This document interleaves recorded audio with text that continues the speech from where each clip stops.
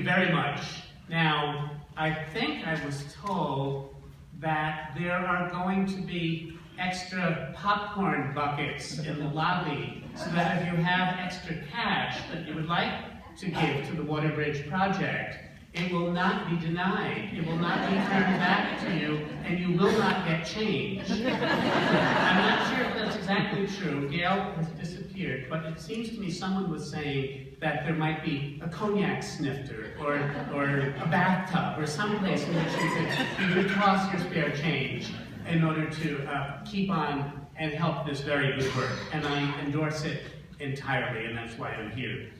The thanks have been given from this podium already, and people have been named, and I endorse all those names and all those thanks. But I also want to mention Matt Williams from the library and Bryce Jensen from the World Theater here, who have helped to pull this together. And I'm grateful to them.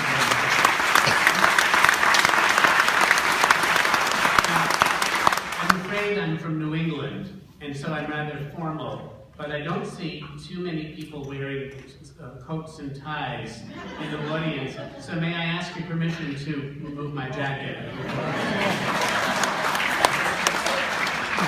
Thank you.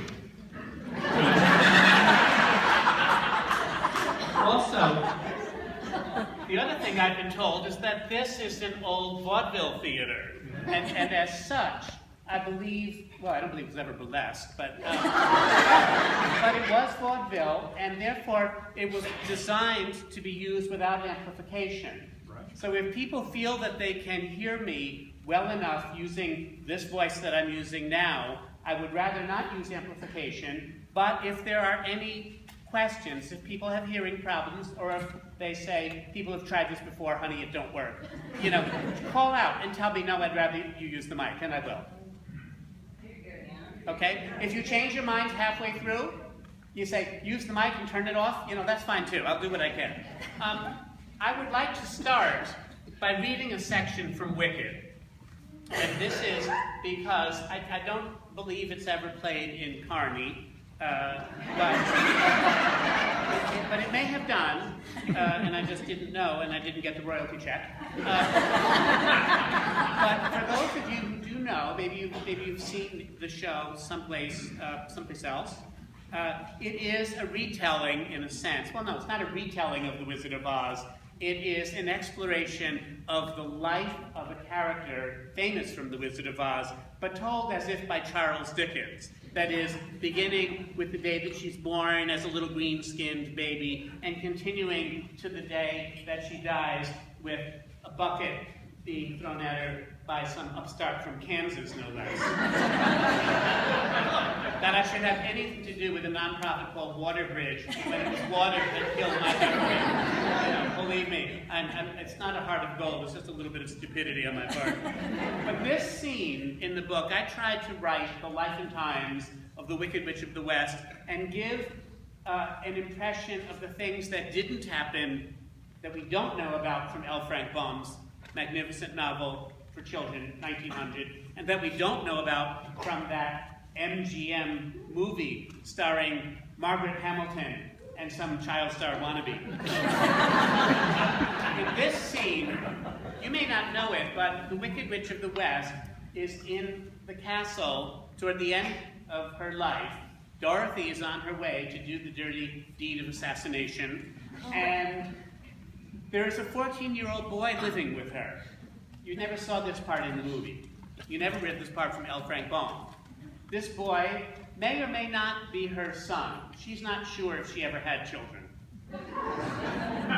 Well, you know how it is when you're a witch. You get to But here is a scene that I think shows you a little bit about how I try to rely upon our commonly held memories of that famous 1939 film, and in addition, the way that I try to imbue in it a sense of both comedy and seriousness. Because, like Charles Dickens, like Shakespeare, like anybody worth his or her salt, a piece of storytelling doesn't work, in my estimation, unless there is comedy and drama in it, so inextricably tied that you can hardly tell the difference. So here's just a short chapter to get us started. The boy is named Lear, spelled L-I-I-R.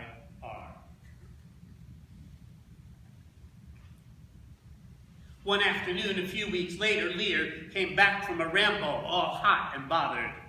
The witch hated to hear that he had been hobnobbing again with the wizard soldiers down in Red Windmill. They had news, a dispatch from the Emerald City, he told her. A delegation of strangers got in to see the wizard, and one of them was just a girl. Dorothy, they said, a girl from the other land. Also some friends of hers.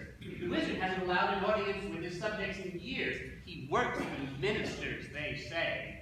A lot of soldiers think the wizard actually died a long time ago, and his absence is just a palace plot to safeguard the peace. But Dorothy and her friends got in, and they saw him, and they told everybody what it was like. Well, well, said the witch. Imagine that. All of us, loyal and otherwise, is yapping about this Dorothy. What did the fools say next? The dispatch soldier said that the guests asked the wizard to grant them some wishes. The scarecrow asked for a brain, the tin woodman a heart, and the cowardly lion asked for courage. And I suppose Dorothy asked for a shoehorn? Dorothy asked to be sent home. But I hope she gets her wish. And, but Lear got coy. Oh, come on, I'm too old to be put off my supper by gossip, she snapped. Lear looked flushed with guilty pleasure. The soldiers said that the wizard had rejected their odd requests. And you're so very surprised? The wizard told Dorothy that he would grant them the wishes when you haven't stammered in years. Don't start again or I'll beat you. Dorothy and her friends have to come here and kill you, he finished. The soldier said it because you murdered some old lady in Shiz, a famous old lady, and you're an assassin. Also, you're crazy, they said. I'm a more likely murderer than those incompetent vagabonds could be, she said. He's just trying to get rid of them. Probably he's instructed his own Gale forcers to slit the girl's throat as soon as she's safely out of the limelight. And no doubt the wizard had confiscated the shoes. Galled her. But how flattered she felt that the news of her attack had gotten out. By now she was sure that she had killed Madame Morrible. It only made sense that she had. But Lear shook his head. The funny thing, he said, is that Dorothy is called Dorothy Gale. The soldiers at Red Windmill said the Gale forcers won't touch her. They're too superstitious. What do they know of intrigue, those soldiers stationed out here at the edge of the moon? Lear shrugged. Aren't you impressed that the Wizard of Oz even knows who you are? Are you a murderer? Oh, Lear, you'll understand when you're older. Or anyway, not understanding will become second nature, and it won't matter. I won't hurt you if that's what you mean. But you sound so surprised that I should be known in the Emerald City just because you disobey me and treat me like rubbish. You think the whole world does? Yet she was pleased. But now listen, Lear. If there's even the slightest chance that there's any truth to these rumors, you had better stay away from Red Windmill for a while. Those soldiers might kidnap you and hold you for ransom unless I give myself up to this schoolgirl and her needy companions. I want to meet Dorothy, he said. You're not that age already. Please, preserve us. I always intended to pickle you before you got to puberty. Well, I'm not getting kidnapped, so don't worry, he said. Besides, I want to be here when they get here. Worry is the last thing I'd do if you got kidnapped, he answered. It'd be your own damn fault, and a great relief to me to have one less mouth to feed. Oh? Really? Who'd carry firewood up the stairs every winter day? I'll hire that Nick Chopper fellow. His axe looks pretty sharp to me. You've seen him? Lear's mouth dropped open. No, you haven't.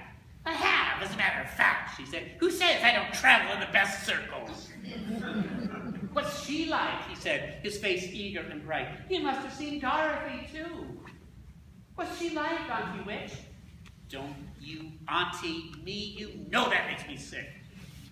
He pestered without stopping until finally she had to screech at him, she's a beautiful little dolt who believes everything everybody says to her.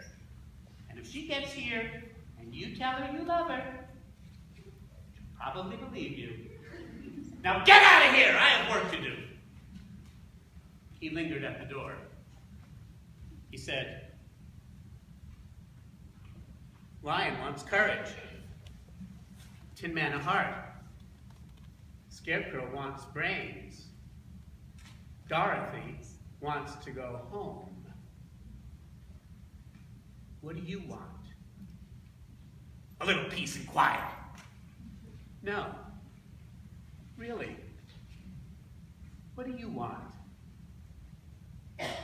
She couldn't say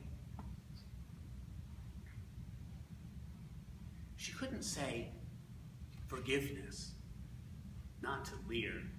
She started to say, a soldier, to make fun of his mooning affections over the guys in uniform. But realizing even as she said it that he would be hurt, she caught herself halfway. And in the end, what came out of her mouth surprised them both. She said, a soul. He blinked at her. And you, she said in a quieter voice, what do you want, Lear? If the wonderful Wizard of Oz could give you anything. A father.